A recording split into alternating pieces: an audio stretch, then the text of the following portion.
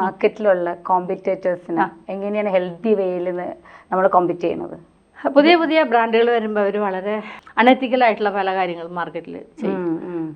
ഇത്ര എണ്ണം എടുത്ത് എത്ര എണ്ണം ഫ്രീ എന്നൊക്കെ പറഞ്ഞ് കടക്കാർക്ക് അങ്ങനെയൊക്കെ കൊടുക്കും. അപ്പോൾ അതെനിക്ക് വലിയ എന്താ പറയുക, ഭയങ്കര ഒരു ഇറിറ്റേഷനും ഭയങ്കര ഒരു ഡിസ്റ്റർബൻസും ആയിരുന്നു. കാരണം നമ്മൾ സ്മൂത്തായിട്ട് പോയിക്കൊണ്ടിരിക്കുമ്പോൾ കുറച്ച് പേര് വന്നിട്ട് അങ്ങനെ ഇങ്ങനെ.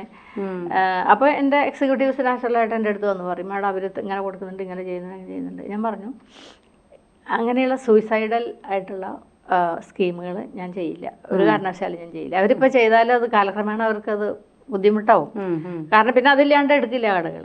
അപ്പം അങ്ങനെ പലരും പല പ്രാക്ടീസുകളൊക്കെ കൊണ്ടുവന്നു. പക്ഷെ ഞാൻ അവിടെ സ്റ്റേൺ ആയിട്ട് തന്നെ നിന്നു, സ്റ്റഡി ആയിട്ട് തന്നെ നിന്നു. വിസ്റ്റാർ ചെയ്തുകൊണ്ടിരിക്കുന്ന പോലെ എന്താണോ അതേ ചെയ്യുള്ളൂ.